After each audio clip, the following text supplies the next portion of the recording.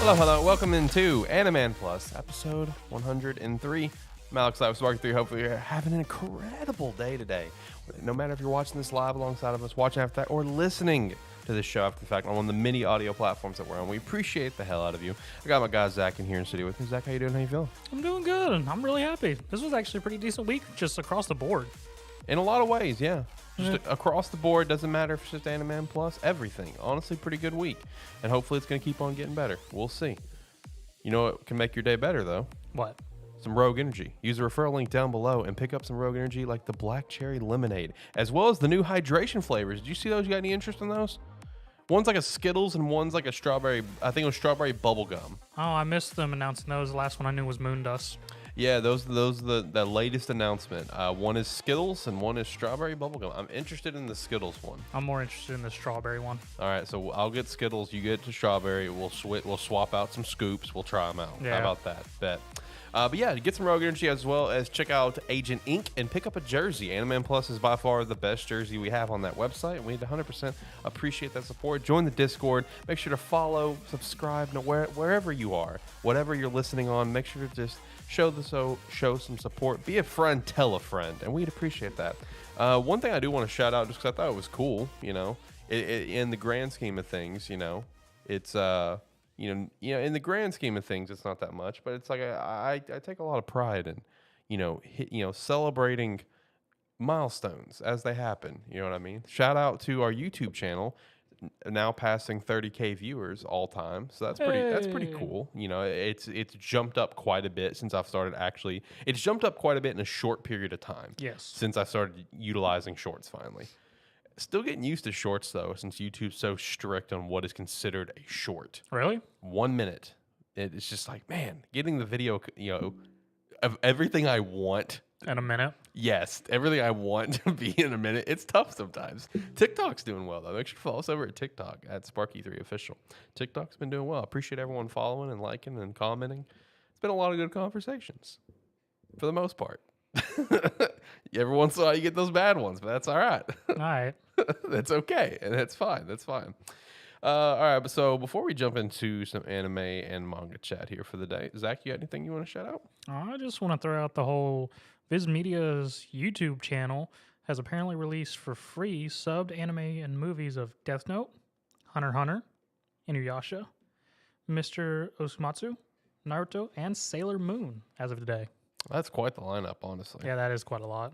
And, you know, I've seen some other channels that are, like, more, I guess, open to putting, like, a backlog of shows that they own on YouTube and just letting you watching it there for free. And that's pretty sick. And I really hope more companies will get on board with that. I understand not wanting to, put out any brand new content. Totally get that. No big deal. But like when you have like an epic backlog catalog, from shows from like 15 years ago, put them on YouTube. I mean, come on. It's fine. 2 decades going on 3. Yeah, exactly. Like it's not a big deal, dude. So I do like that for sure. I don't think I have anything personally that I need to shout out. I'm doing a quick scroll of the Twitters to confirm. I mean, we got some more Bleach info next week. Shout out to that. Looking forward to that. The Emergence in Shadow apparently is going to have a major announcement on the 22nd. It's probably just a season 2. I know season 1 was actually received pretty well. Either that or a movie.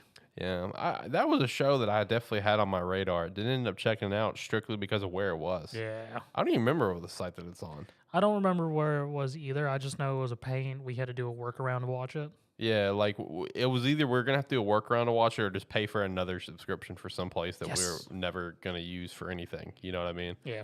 Like it's whatever site it's on. It's like it's an official streaming service. Like it's not like it's some bullshit thing. Yeah, not some random one. Oh, here's something. Like I saw this yesterday. Okay. And I almost shit my pants because I was just like, "Are you kidding me?"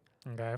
I didn't know this series was still ongoing. Apparently, Noragami is about to end. I did not know it was still ongoing. Yeah, it was still going. I did not know that. It's finally about to end, though, with the I didn't realize you had ever looked into that series before. Long time ago. Oh. Long time ago. Yeah, it gets sort of weird towards them, like volume 10 or so. At least for me personally, got a bit weird.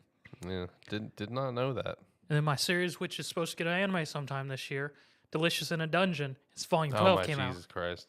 If you haven't heard me talk about it, it's literally a book about a party who loses one of the party members' sister to a dragon. So they go inside the dungeon with a dwarf they meet up with and realize we don't have supplies. And the dwarf begins to cook and create food of everything they kill in the dungeon. And at some point becomes a gourmet festival of them just going and killing things to eat rather than going and saving the sister. So it's gonna be in the lineup, right? When it comes out, yeah. All right, bet. Looking forward to hearing about it. Speaking of being on the lineup, I know we've kind of mentioned this before, but as far as host is set to start in the summer. So shout out to that. Shout out to me and him chat about it last night. Cool. He may pop in a little bit sooner. We'll see, but I know summer for sure is his projected for not only this show but for Game Static. So that's gonna be pretty cool. I sent him the idea I talked to you about where it's like let's do a versus thing. Oh yeah. Yeah, like two hosts debate about something and one be the judge, and he's just like, when do you want to do that? I'm like, whenever, bro, because those would be good pre-records for the back pocket. Anytime we need to take a break. I mean, yeah. Yeah, so that's something we may need to consider for sure. We need to get something to put on the couch. Yeah, besides Josh's pillow. Shout out to Josh. Yeah. Shout out to Josh. Miss Josh. R.I.P. Yeah. Not actually RIP, just for the record. No, it's not actually. He's living life, man. He's great. he's fantastic. I just sent him some memes earlier. He didn't respond though because he's a prick. Because he's dead. He's not dead. Calm down. Relax. I can't think of anything else to shout out before we get into things. Can you? I feel like there's something in my brain that I wanted to throw out there to the world, but I'm totally blanking on it. I mean, the next part of Attack on Titan comes out in a week or two. Yeah, it does. Honestly, I'm actually like really excited for this upcoming spring set. Okay, anime. I thought you were about to say Attack on Titan. I was about to be like, what? No. Attack on Titan's overrated. It's like I've made my opinion and stance very clear on that show on multiple occasions. But no, the spring, just the spring batch, man. I think we actually have we should have a damn good spring batch if we're gonna be honest. Decent one, yeah. I'm actually really excited. Oh, I know what I was gonna shout out. Just a little, I guess, update on my volume purchasing. I bought a couple more volumes recently. Apparently, our local Barnes and Noble started carrying the 86 manga. Oh, yeah. So that was a nice little find. I didn't even look for that initially. I was going to see what other 86 light novels they had. They had volume 11, which I do not have. But then when I'm looking over there, I see another 86 volume that's like very, all the light novels, they're just black spine, whatever. And I see something else, 86. It's clearly not that. I'm like, what's this? And I pull it. I'm like, oh, it's the manga. Cool. And I got volumes 2 and 3. They didn't have 1, unfortunately. I'll have to fall back up. And then also because it's honestly a shame that I forgot this of all people. But I totally forgot that Yozakura Family had an English release. So I'm sitting there looking around for stuff, and I just see a random ass cart of something that a dude's stalking, right? And I was kind of peeking on it as well. Honestly, I'm trying to hunt for 86 manga volume 1 is what I'm looking for. I'm looking everywhere for it, and I'm just looking through, and I just see Yozakura Family volume 3. I'm like, oh shit, it does have an English release, doesn't it? So I got volume 1 of Yozakura Family as well. So some nice little pieces that I'm working on my collection for. Shout out to the Barnes & Noble's premium membership that I have. Hey. you get a discount. Well, I figure with me and my lady, we go there so much, you might as well. It's really not that much. I had it for like 2 years. Oh, really? Yeah, because it was like an annual payment thing. It was, yeah. That's what. Yeah, because like it was only $25 a year. Yeah. Because I signed up for it in November because I was like, shit, we come here so much, might as well. It's you get a discount on the coffee because she wanted coffee or something and books and so like well, no, fuck not. But they actually already got rid of it and they already changed it. Yep. Now it's like the premium membership. It's $40 for a year and it's got more perks to it. I'm like, and I got to upgrade it for free since I got grandfathered in. So I'm like. Cool. Like, all right, bet. Save some money on buying my manga. So let's go. All right, let's jump into some stuff. We'll start with BLUELOCK today, since it is the headliner that I have set up for us. What an episode, dude! That was good. I watched that one today on lunch and at work, and man, that was a banger of an episode, top to bottom. And I want to further stress for anyone that has not seen BLUELOCK, and I want to say this: like, even if you're not interested in BLUELOCK, you're not interested in sports anime. But you're just like you're a passionate fan of anime, right? And you just love how the different visualizations for stuff. At least take the time to go look at like how Blue Lock visualizes things for you. Yes. Because dude, it's so good. Because it was on full display this whole episode of just how beautiful they visualize things for you. And to represent different things happening within the character's mind and their psyche and stuff. And bro, this episode was awesome. As I have for the title, Demon King Barou was born, because that's essentially what it was. He in the span of these couple episodes, he went from like thinking he's the king to him being the donkey to now him being back to a king, but as a villain is the way he puts it. So like a demon king, I thought was the proper way to put it. He accepts that he's not going to be the one always in the light, so he's decided that he's fine with being the villain. As long as he's still a king. Yeah, as long as he's still a king, he's fine with being the villain and trying to wash out someone else's light, because he knows now he's not going to always be the dude that's shining on the field. Sometimes he may get outshined like he did by Nagi and Isagi. And I got to say also, just the little tidbits, there at the end. Like, I mean, it's just. Nagi is probably my favorite character in Blue Lock. Nagi is fantastic. I love the when he jumped on Barou's back at the day, he's like, "Oh, Barou, good job." But I mean, overall, this episode was awesome. I mean, what was your total thoughts on it? I mean, it was done very well. I knew it was going to be a very good ending just from as I have read past this point, so I was looking forward to how they did the visualization and everything, because even in the manga during that chapter, it was very obvious just the dark shades of colors and whatnot they did during Barou's transformation, and the whole taking from the previous episode, the trail of bones that was seen as a dead end, and then reusing that in this episode to lead to his path of the more or less dead that he's left behind, or people's limelight holding him down from being able to pass. Yep. Getting that visualization of him going, if I pass this, I'm just become another washed up, and seeing a future with Isagi playing for the playing in the World Cup, and he's just drinking beer on the couch and stuff. Like, he saw that in 1 second. This man saw his whole future if he passed that ball. Which also shout out to this episode as well. Just like Isagi and Nagi right now, like in this whole match, they were just on a completely different level, to the point where like Isagi being on a totally different plane right now, where he forced a pass out of Barou, where he just like they get the ball and he just turns to Barou. He's like, pass it to me, and Barou just does this subconsciously. Boop. Yeah, just kicks it. He's like, he forced me to pass, and gets that feeling. This is what everyone else has felt like that I've done to them. Yep. It's like, this is what it's like to be a supporting role. Because it is definitely a very interesting contrast compared to the previous episode, where it was Nagi trying to find a way to get Barou to work for him. Yeah. And then we get this episode, which is just entirely Barou's mental state of being during this. Because we get a little bit from Nagi at the beginning of him, or not Nagi, Isagi talking with Nagi and whatnot, with nothing internal. And it was literally just all Barou's internal thinking, and then a little bit of Rio and them trying to get that last goal that they needed. Yeah, and for anyone listening that doesn't know about Blue Lock or anything, like when we're talking about Barou, just imagine the biggest like a super badass character that's just like, oh fuck you, I'm gonna do my own thing. Completely conceited. Yeah, completely. That is the character that we are talking about. So like in this episode alone, man, he got knocked down a few pegs, but then he also climbed back up a few more pegs when he became the Demon King essentially at the end. Because like in that ending, with his like awakening, whatever.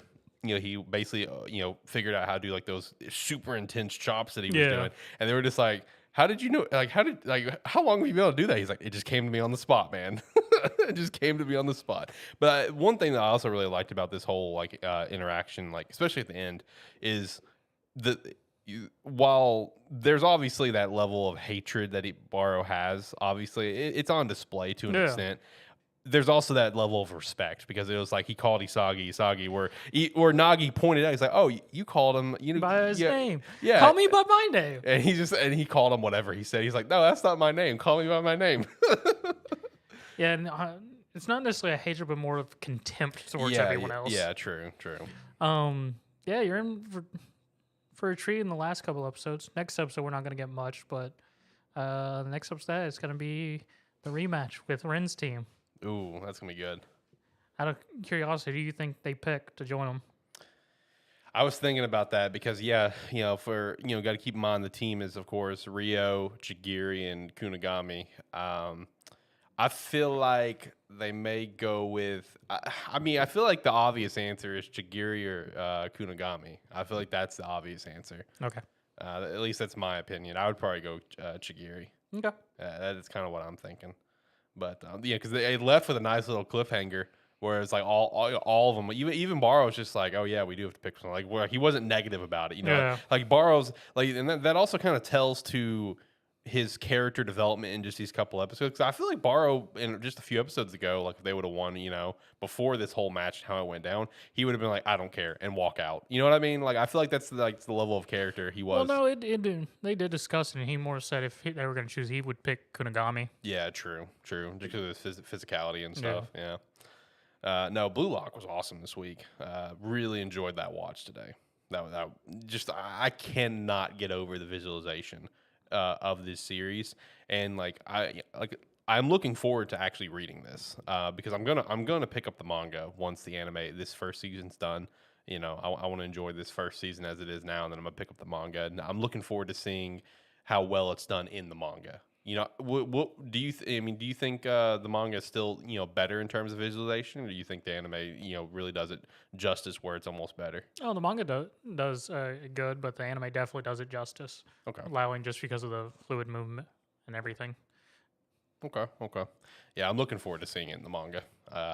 Because there are certain aspects about the manga that I do know about, like future events and stuff, like just little things that's kind of popped up here and there. Yeah. Kind of like I guess the main thing that I know is where the manga is currently at week to week. I know where like our characters are. Okay. I know what they're up to. Yeah. Is basically the best thing.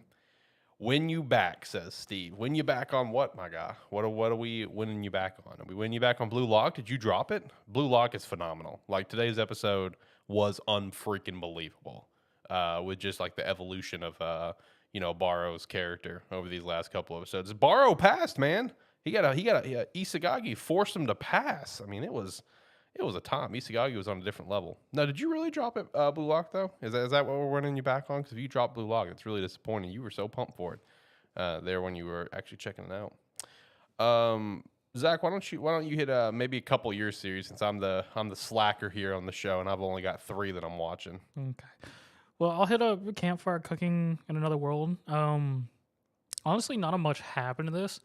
More or less, our MC's been trying to learn earth magic, so Fel decides that the best way to learn is to continue putting him in danger. It increased his fire magic last time, so he's going to do the same as earth magic. So he drags him to a dungeon and forces him into a dungeon. And he's just all, no, we're not doing this. And Fel's like, your ass is getting in there regardless if I have to drag you in there or not. He's like, fine. And he finally tells him that the other world items give stab boosts, so we're going to have a meal before we go in there. Oh, so he finally revealed that. Yes. Okay. To Fel and his slime Sui. They have a meal. He can increase stats. They go in the dungeon. And then it's just a thing of him fighting creatures, Stone Bullet getting stronger, Sui killing things because the slime has acidic bullets. So, it's fucking brutal, man. Literally, it gets all the way to the end, and he's fighting the Kobold King that's at the bottom, and Fel just like, I sort of figured this might be with how big of a group there was down here. They're fighting and whatnot. He gets his stone bullet to max, and he runs out of mana, and right before the Kobold King takes him out, Sui gets in the way and hits it with a stream of bullets. And this was a shot. The thing gets hit by the acidic bullets and literally just starts bubbling and melting and turning into a puddle of blood. And he's just going, oh. He said something, and then Sui's just next to him, bouncing all happy like a little slime. And we just see this body decomposing into a puddle of blood. Damn. I was like, well, this is a hard contrast. The Win Me Back was in reference to Batra. That's where he's at right now. He's just a few episodes behind. Oh, yeah. Steve, do you love that just that relationship between Isagi and Batra, like that bro moments there? It's like, win me back. Me and Zach joked about that when that episode aired. I just think I love it, honestly. I think it's funny. It's a very funny dynamic. Yeah, it's just we're just like it's like you want me, come and get me. I mean, as long as things go well, Batra should make an appearance next episode. Okay, well, that's what's up. But yeah, and then it ends with him passing out, him getting dragged out of the dungeon, waking up to Sui, finding out Sui's evolved from a baby slime to a regular slime and can now talk to him. Oh, he evolved. She evolved. Yes. It didn't really address whether Sui's actually vocally doing the noises, considering it's a slime and doesn't have any like vocal cords or anything, or is telepathically. They don't really address that. They just say Sui can now communicate with us. And then that's pretty much the rest of the episode. Them just addressing that Sui can talk and him making one last meal, and then them having a nice moment of just Sui wanting to call Fel Uncle Fel, and Fel not being okay with this until he made the slime cry, and then being pressured and allow it to call him Uncle Fel. Okay. Yeah, and that's how the episode ended. All right, now how's To Your Eternity going? Because I'm actually pretty excited to hear you talk about this 16. was a great turning point episode because it was the point where Fushi's just fighting on his own because he doesn't want anyone else to suffer, and Fair enough. and him just constantly switching people to try and fight unconsciousness and fatigue and everything, him just charging out, following into the Noker's trap of where he's destroying the trebuchets, and the trebuchet was a trap, and they were going to imprison him and cut him off. And right at the moment when they're closing it off and whatnot, it busts open, and his rope's being held by Haro, Mezar, and Kaito. Kaito? No, that's not right. I can never remember the third guy's name because I think last week I called him Leto, but that's not his name either. Kai, that's his name. Mm-hmm. Kai. And Fushi just being, but y'all died. Didn't we tell you? We're immortal. We're back. And then the rest of the episode is him being his strategist in the old man's house, and just the constant thing of them going to different places. They die, he resurrects them somewhere else they're needed. They die again, resurrect. Die, resurrect. Die, resurrect. And then the giant trebuchet, which is shooting giant cannonballs full of Nokers, him imprisoning them and melting them alive and all that fun stuff, leading to him sending the three of them to go take out the trebuchet. And we get to another turning point for Fushi because they destroy the trebuchet. Fushi's all happy because he has three people who can live alongside him and don't die. And he has this, they have the moment where they're all there just like, all right, we'll go back to Rinreal. He's just like, oh shit, it's going to take us all night to get there. And then not Hakai. I cannot remember people's names right now. That's right. You put on the script like me. Oh, well. One of them decides, well, we can just do this. Blows his fucking head off with, Oh, Jesus. with Mezar's gun that was hidden in his robes. And I'm like, oh, yeah, we can do that. So Kai kills Mezar. Kai kills himself. And Fushi just gets this look of having to watch his friends and allies, his first allies who can live alongside him, just offing themselves so he can revive them. And the rest of the episode sort of sees Fushi getting desensitized to this as the three of them use this method of killing themselves as a fast travel, and where they're just talking to Fushi and just say, all right. And just see Fushi go from happy to getting everlasting immortal allies to him still having to watch the constant thing of seeing and feeling them die every time before he brings them back. And then right at the end, as he's sort of mulling in this depression and walking the streets, he looks to the side, and on the wall is a muddy handprint. Oh. And he remembers March's letter of this means March is doing okay. And then it ends. Damn, that's a good ending. Yeah. That's a good cliffhanger ending, bro. Woo.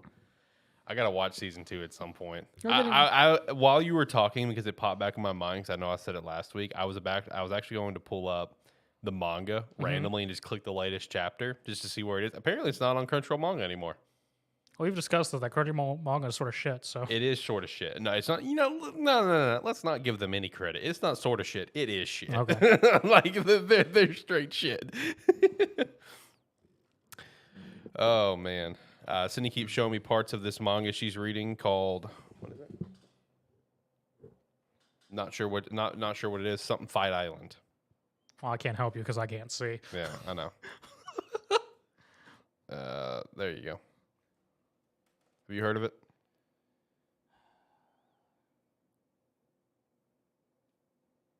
Is that supposed to be Dick Fight Island? See, that's what I thought. I thought it was Dick Fight Island. Well, unfortunately, I do not know this one. Oh, I see now. Sorry, Steve. All right, Steve, I wanted the record to be known. The reason why I did not see it is Dick File. I see the original message. Gotcha.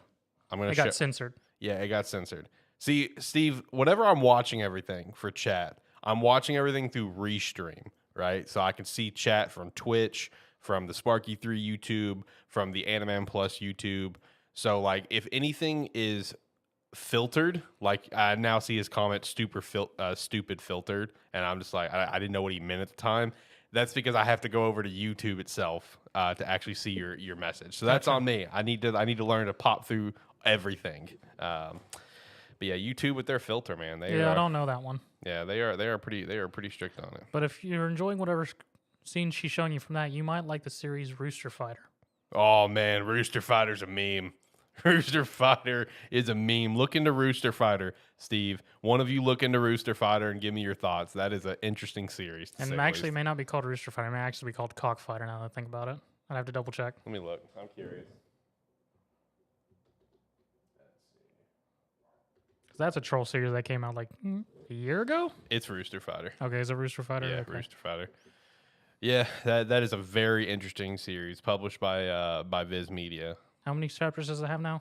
That's a good question. Let's see. Let's see what volume we're at right now.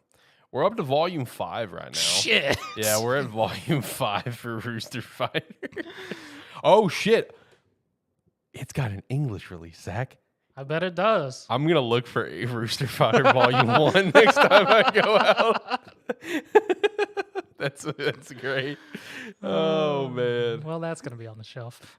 Oh yeah, baby. If I can find Rooster Fighter Volume 1, I'm picking that shit up. Oh, dude. All right, let's hit My Hero. Let's hit My Hero. It was a very solid episode. There wasn't a whole lot. I was about to say, I feel like nothing really happened. Nothing really happened, but it was a solid episode because of a few little tidbits that you got to see. Where it's like you got to see more into the current character of the My Homeless Academia vigilante Deku, yes, as well as an introduction of another one of the quirks, yes, which is I think the 6th user, maybe Fog, 5, 6. I don't know. 5 is Black Whip. Doom. Yeah, yeah. So 6 is 6 sounds right. Yeah, so it's 6. So which is Quirk being Smokescreen, and you get a little conversation with him, and just like how much more it's like ramped up over the years. I was not expecting it to be purple, to be quite honest. Bro, me too. Like when he came out flying out with a purple cloud, I'm like, what are we doing? Honestly, whenever it was purple, okay. All I could think was just Jimi Hendrix's song playing the entire time. I'm sorry, I just opened. Steve sent me a picture of it. I just opened up and there's just a giant dick. I'm gonna assume it's from that manga. It is, yeah. There you go. There you go. There's a big old schlong for you. Seems appropriate. Oh man. All right, get this back over here to me so I can look at it more. I mean, by all means, man. Just as long as it didn't get on the stream, we don't need to get banned. That's true. That's true. That's true. Don't need that on the stream. But no.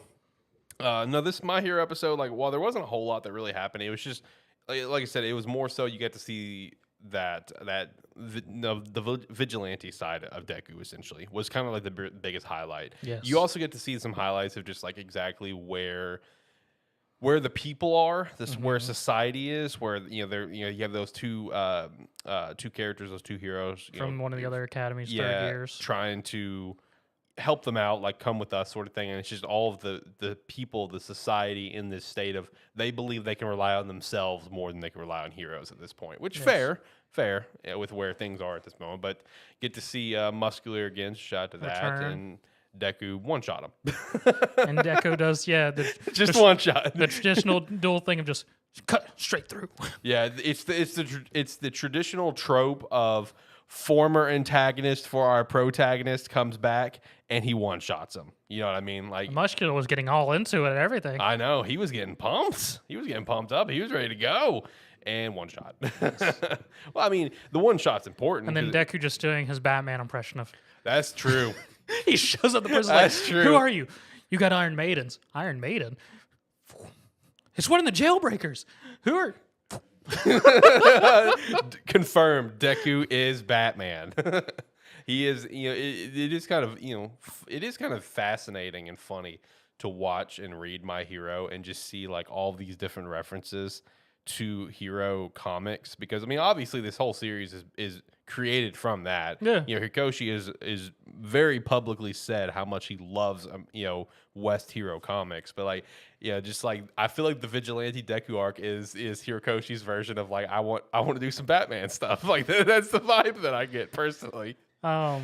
Yeah, because like he's not revealing his face to anyone. Yeah, like he's just straight up hiding in the fog. The only difference, he's not making his voice super deep.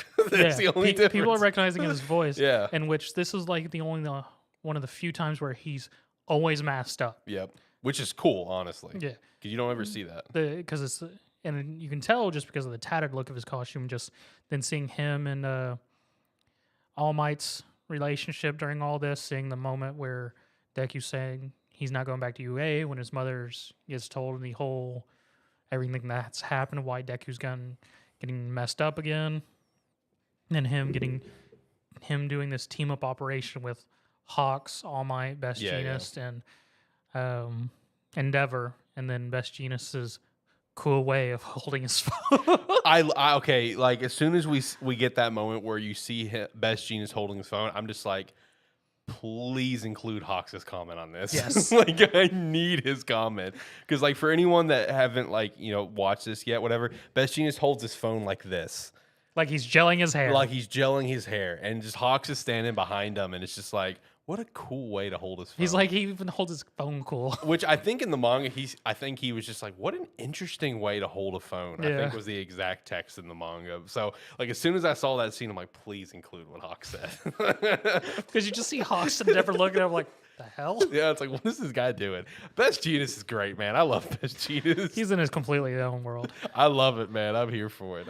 And he's so serious about it. Because even like Baka goes, death, murder, explosion. Yeah, he's by the books, man. He's by the books. He called him by his full hero name. Jesus Christ.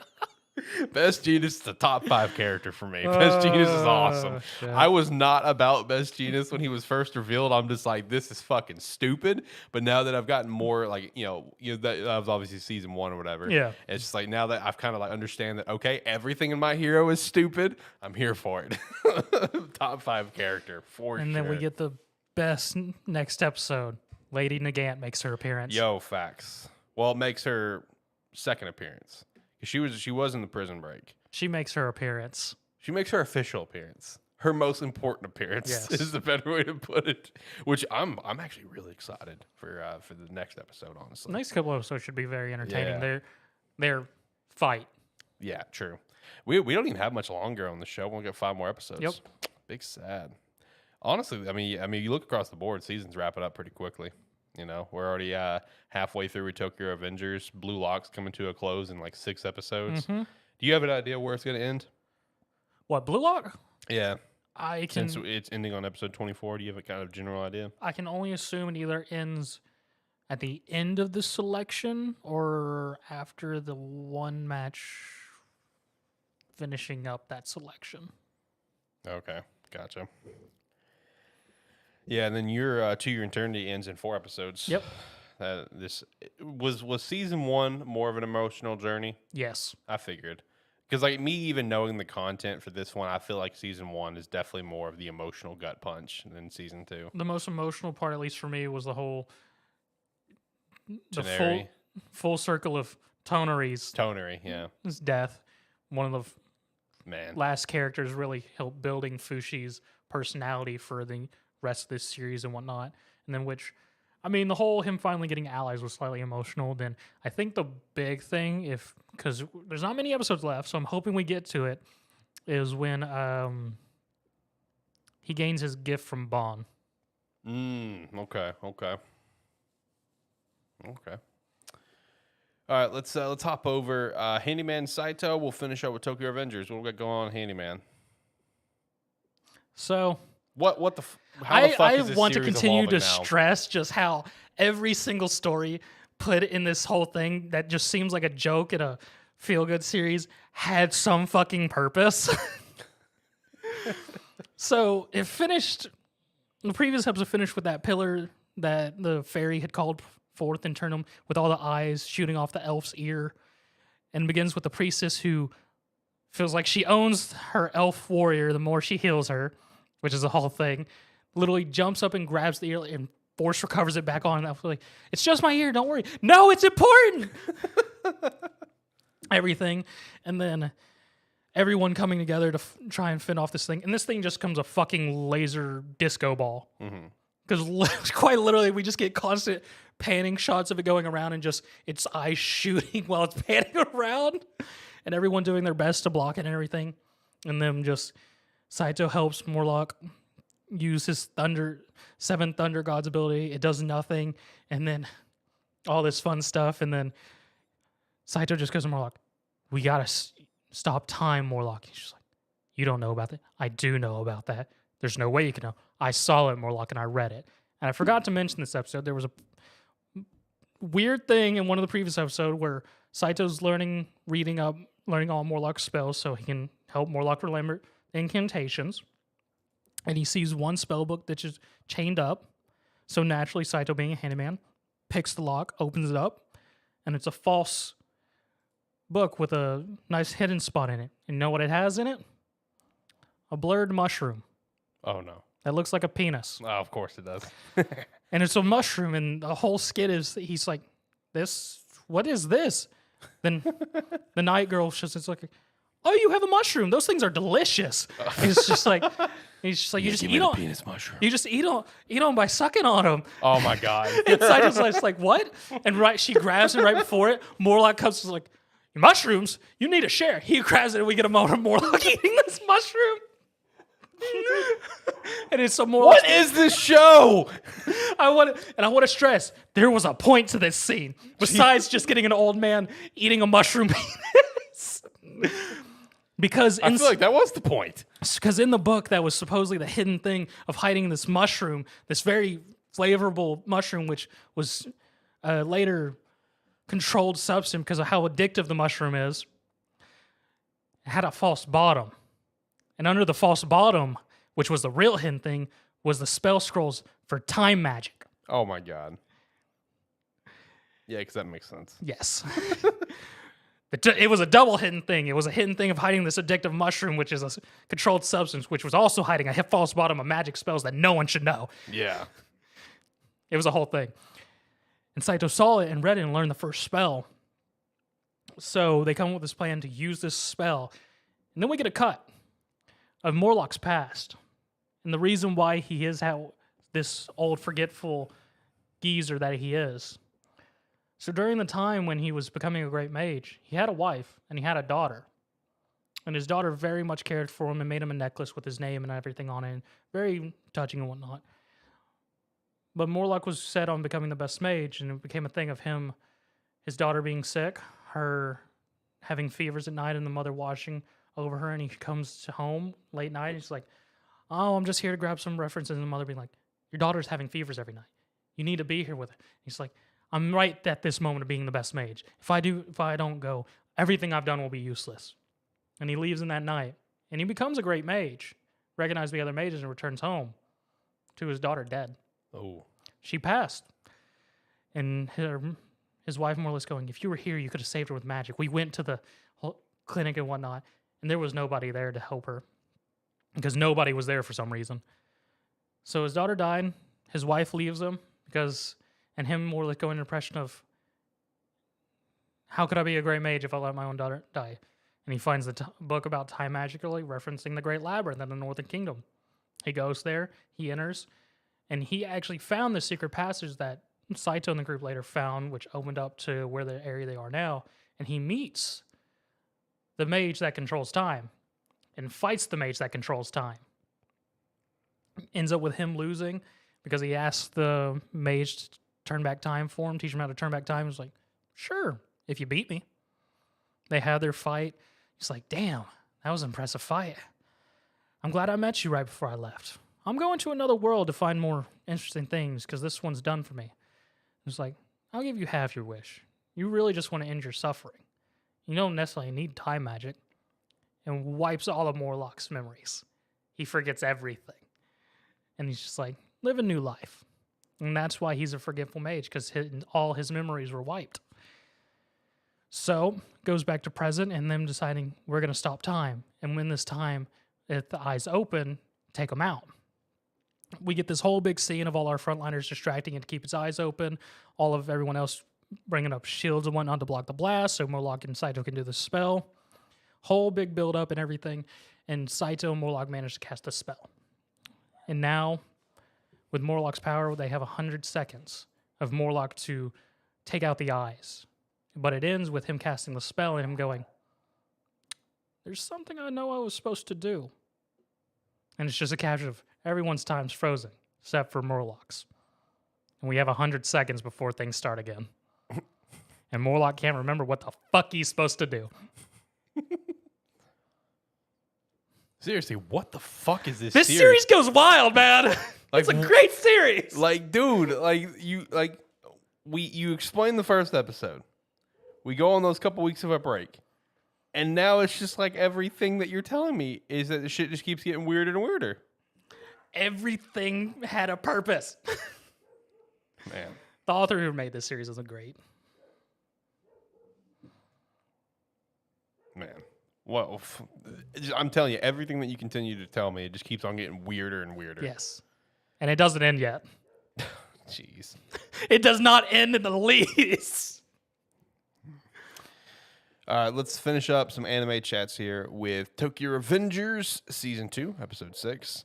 Man, things ramping up quick. I mean, it comes back to just the fact that it is a short season, of course. Only being at 12 episodes or whatever it is. Yes. But now, I mean, shit's ramping up quick. It is Christmas Eve. We're here. We're doing it. It's time to attempt to fight Kaiju. Attempt. Yep. In this episode, you do get the reveal that I think everyone on the planet was essentially waiting for, that Kisaki was going to betray them. Yep. Because you get the shot of Taiju walking in where Takamichi's trying to talk to Hakai and trying to basically talk him off the ledge, essentially like, hey, don't do this, and then Taiju comes walking in after him praying to God. And he's just like, what are you two doing here? And Takamichi goes, what happened to the others? Yeah. How do you get in here so easily? Then we get the cut to Kisaki and Hanma tying up Chifuyu. Yep. Chifuyu. And him being like, and Kisaki's just like, yeah, no, we're good here. And Hanma asking, so why'd you even help him in the first place? Because he can't do anything. It's more entertaining this way. I'm just like, you're a great guy. That's true. Even though like Kisagi is just an unbearable character, like in terms of like you just fucking hate the guy. He's a well written character. He's well done. Character. Yeah, like he's not like a bad written character, but it's like he's meant to the purpose of you fucking hate this guy. Yeah. I love their bromance. I'm not gonna lie. I just love Hanma's chill. He's constantly chill. Even when they're walking out, she's like, I guess this is the end of Hanma's.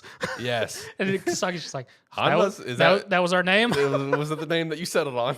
Hanma is like perma chill, and I'm here for it. At all times. Yes, at all times. He's literally just living his best. Like, not any point is he not in that mood. Yeah, exactly. No, with this episode though, we do have all the siblings there as well. Yep. Yuzahara, is that her name, right? Yuzaha. She came in with the intent to try to stab Taiju and kill him, and apparently Takamichi's yell was enough for him to slightly move, yeah. where it was a whole deep thing wound. Where Taiju takes Hakai, throws him around, and he's just like, Takamichi, this is the second time you got involved in family matters. Yep. And he just decks the fuck out of Takamichi. Just a slow-mo, hard crunch punch to his nose. It's like, oh my God. And him just going... I hit you before at 30%. This was 50% of my power. Hurts a lot, doesn't it? It's like, oh, Jesus. Takamichi's like, shit. I'm going to die. It's like, this is going to go. And he's like, I couldn't even stop Hakai. And then when Taiju picks up Takamichi and he sees Yuzuha, which beforehand, we did get a shot of Yuzuha just chilling at her apartment watching some idol show. The only thing I could think was, God damn, that's a long cord on those headphones. I like long cord on headphones too, man. I mean, sure, but okay, there was a couple things wrong with this for me. So first, headphones plugged in directly into a fucking TV. We'll keep them on the year. What year is it?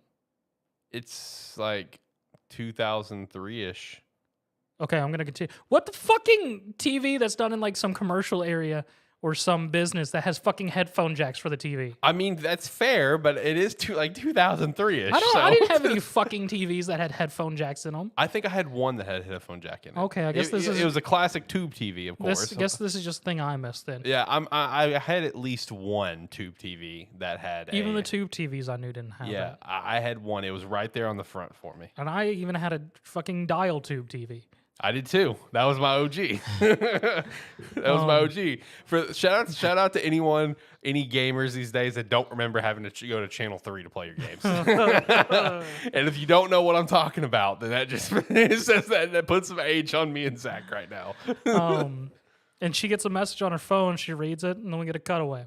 Then we have the whole church scene of Takamichi trying to convince Hakai and them having this argument. Then Taiju walks in praying to God, and him just decking Hakai, stopping Hakai from stabbing him, decking Takamichi, choking Takamichi. Then we get the moment of reveal. Yuzuha shows up with a knife, stabs Taiju in the back, and him decks the fuck out of Yuzuha. Dude, just brutally. Straight on the nose. And then Takamichi, even your sister? He's just like, Taiju's just like, shit. And he's just like, if not for Takamichi, I wouldn't have been able to move to the side. Had a split second to move to the side. That could have been bad. And then Takamichi having mind going, it wasn't Hakai who killed her. Because like Hakai's just like, Yuzuha, why are you here? Takamichi, you told her? You bastard. You're the one who's like, no, he wouldn't tell me. I got a text from Kisaki. And Takamichi's like, wait, what? and him going, it wasn't Hakai who killed Taiju. It was Yuzuha. The stab wound must have been fatal. And then realizing that's why Hakai was for Kisaki. He probably had that over his head of revealing that Yuzuha killed Taiju. And just being like, but now because of that, Taiju didn't die. And I changed the past, then yes? Then we get the moment of Taiju's going, him crying, and just like, why do you test me, Lord? Now I have to kill my own sister. Yep. Which is a nice in shot, by the way. Yes. And it's also important to note in this episode, we got the little tease for what you and I know about the truth of this family. Oh, yeah, Taiju going like, let me tell them your secret. Yeah, we got the little tease of that, of the truth of this family. Because, yeah, Taiju asked him, do you know why Hakai wants to kill me? And he's just like, to protect Yuzuha. He's just like, he doesn't know you. Yeah, you want me to reveal your secret? You want me to tell this dude? Because it's a whole weird family dynamic. Because it is. In Taiju's mind, he does care for his family in some weird way. In a very weird, intense, abusive way. Yes. And then just the other two being abused constantly, because even Hakai goes on a rant of, like, if I don't wake up earlier, I get beat. If I'm too loud, I get beat, and all this weird stuff. And the whole thing is just like... During this episode, I forget what Taiju said. He's like, he says he hits us. No, it was the moment when he hit Yuzuha, and Takamichi's just like, even your own sister was like, yes, he hits us over. He straight up kills a man with a bicycle, but we don't know that. Which is bullshit. He straight up kills a man with a motorbike. That's so true. That fucking chapter. That's a slight spoiler for anyone kid, but it's not also a true spoiler at any means. It's not. But if you know, you know. It was like last week when me and Zach pointed out that Easter egg. If you know, you know. Which I still have to make that into a TikTok. I forgot about it. Yeah. Out of the TikToks I've released this week, I've got the first Handyman Plus one coming out tomorrow. It's from our question episode. Also, I almost forget to discuss the whole moment of Yuzuha stabbed him and he gets pissed. What's he do? He straight up one-hands a fucking pew. Yo, true. Taiju's level of strength is on ridiculous scale. Like, and this dude's like 17, right? Yeah. Like... For anyone who's seen a pew and knows what a pew is, one hand pick up a pew and throwing it is not physically possible. I don't care what kind of bodybuilder you are. You're using two hands on that motherfucker because it's unwieldy and long as fuck. You are not taking one in, picking it up, and throwing it This man straight up Hulk this thing. Oh, Jesus Christ. Zach tagged us in Rooster Fighter Volume 1. Cool. Barnes & Noble. I'm picking that shit up, baby. Shout out to Rooster Fighter. Here we go. Here we go, baby. Oh, man. What a meme that fucking series is. Oh, man. All right. Favorite episode of the week. Blue Lock. I can't get over the visualization of everything. It's so good. Handyman Saito and the ridiculousness that is. Well, then again, it did have the mushroom penis, so that's acceptable. All right, let's get into manga chapter ratings for the week and wrap up the show beautifully. So no weekly shonen magazine for me. The site that I use for all of them is currently under maintenance, and I tried to go read it somewhere else, and like literally 3 different sites pop-ups on each of them. Like, probably not for me either, because I honestly haven't read Eden Zero in like almost a month. That's fair. That's fair. I will say when I took a peek at 227, we're back into like we're hopping around quick. Okay. I'll just say that. Like I peeked at 227, immediately realized I didn't read 226.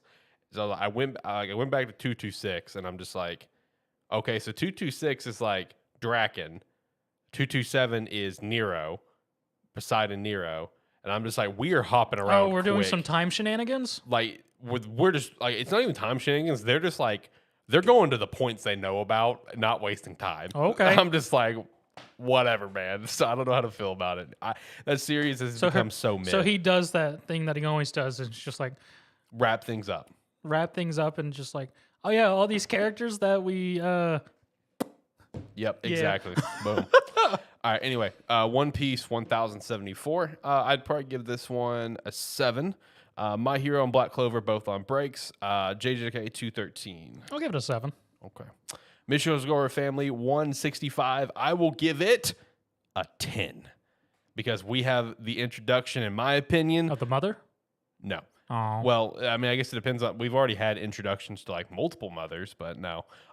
No, we've had the introduction to basically, in my opinion, a Shao Tucker 2.0. Like straight up. Like, you remember the dude that I talked to you about where Korichiro used his blooming ability and this random dude just popped up and just dipped out like nothing? Oh, yeah. Yeah, that dude came back into the picture. Apparently, he's the father of Tsubumi, who is like the original head of the Yozakura family. And so he's their grandfather? Like, he would technically be like great grandfather. Because keep in mind, the current family is the 10th family. Oh, yeah. Okay. So Tsubumi she's the first, and with her blooming ability, So my understanding here is that now it's just a family civil war because you told me their father showed up and they did a thing with him, and now their great grandfather has shown up. So are we gonna get his father? We'll see. Because all I know now is that this series has father issues. Yeah, that's one way to put it. Okay. Yeah. No, so this dude, Tsubumi's like blooming ability is that it can essentially pretty much heal any sort of wound. Okay. Essentially. And this dude, like, in a very weird, fucked up way, like, he has good intentions on wanting to just try to help the world, but he does it in a way of like he would constantly experiment on his daughter, like cut her open and shit, because whatever he did, she just heal from. Yeah. So it's like a, in my opinion, like a Shao Tucker 2.0, where this dude is he is mentally fucked up for his work, where it's like he will sacrifice his daughter for it, essentially. Gotcha. So it was a dark chapter, and it ended with a very nice shot, because this dude like just strolled up and he said to the current family, yeah, you guys aren't ready. You guys will be nice and ripe in a few years, and I'll come back and collect you then. I'm just here to get Tsubumi's body, and I'm going to leave. And that's essentially how it was set up. And they're like, Korichiro's just like, bitch, you out of your damn mind if you think you're going to walk in here, threaten us, and tell us that you're our enemy, and you just think we're going to let you leave, and everyone's ready to fuck this dude up. Next chapter's going to be awesome. As he throws hands and wipes the floor with them. Probably what's going to happen. Cool. We'll see. Anyway, Undead Unluck. He's a new enemy. They're all Vegeta. Yeah, exactly. Oh, yes, it's time to get my shit wrecked. Oh, man. Undead Unluck 146. I would give this one a 7. Mashle 143. Did not read it. I'm surprised you didn't read this. I did not read this one. It's just Mash doing leg calisthenics against his father. Okay. I'll give it a 7. Oh, and then his father going, well, you're too late. This isn't even my true form. Oh. All right. Sakamoto Day is 106. I'll give it a 9. It was a nice moment. Okay. I didn't read it, unfortunately. Elusive Samurai 97. 8. Okay. Blue Box 88. 7. I think so. I think 7's good. P6 68. 7. Akane-Banashi 49. 8. Chainsaw Man 120. 7 for me. Yeah, 7 sounds about right. Kaiju number 8 80. I'd give this one a 9. I'll give it a 9 as well. It was good. Yeah, very good chapter. I do it, so it's kind of just like. So they beat the orphan character by making them know for sure that they're an orphan now. Oh, man. That's one way to put it. I was like, damn, that's harsh. All right, hopping over to Webtoons. So, shout out. Let's Play and Sub-Zero both are coming back very soon. Sub-Zero will be back by next Anime Plus episode. Hey. I'll have probably multiple chapters to review, so I'm looking forward to it. Unordinary, 293. You give it an 8. I give it an 8 as well. Weak Hero, 229. It's fucking Philip Kim to the rescue. Bro, who would have thought Philip Kim would have been the hero of this series? I give it a 9. I give it a 9 too, bro. Like, this chapter was so good. The ending shot alone, awesome. Yeah. Like, seriously, who would have thought Philip freaking Kim would have been the man who's going to piece everything together? There's one. Is everyone here? There's one more person. Walks in the door, +1. Yeah. Yo, I'm so pumped for this climax right now for Weak Hero. I'm so damn excited. Eleceed 208. 10. Oh, really? Yeah, it was a good You chapter. don't give out 10s often. It was a nice little chapter because it's the whole. The World Academy is being screwed over. There's tons of betrayals. People are here to kill. And the previous chapter ended with, as the number 1 ranked of the World Academy is about to get killed, Jai Woo does this thing and just speeds his way, grabs her, and she's just like, I'm here. And everyone was like, why do you do that? He's now being the target. And Jai Woo just be on. And just I was like, I'm going to run around and do what I need to and get them on me and to save as many people as possible. And everyone just seeing him do this, and then all of Jai Woo's friends jump in. And they all joined in.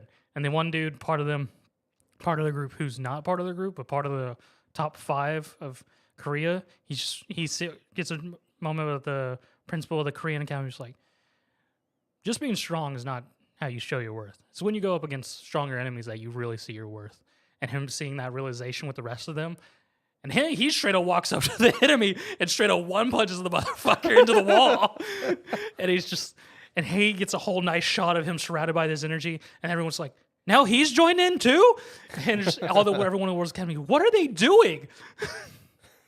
And all of them accepting that we're doing our thing. You can join in if you're not. We're going to fight. Nice. And then lastly, Down to Earth 133. I'd give this one probably an 8. Favorite chapter of the week? I'm assuming yours is Eleceed? Yep. Yozakura family for me. It's easy when you have a 10. Yeah. That's easy. Boom. Here's your favorite. End of story. All right. Well, that wraps up everything for the show this week. Definitely looking forward to next week's episode because I'm looking forward to seeing BLUELOCK and My Hero this weekend for sure. Honestly, all 3 of the shows right now that I'm watching, I'm looking forward to seeing the new episodes this weekend. And then also looking forward to a couple chapters coming out like the next Week Hero. Excited for next Yozakura family as well. My Hero finally coming back this weekend too.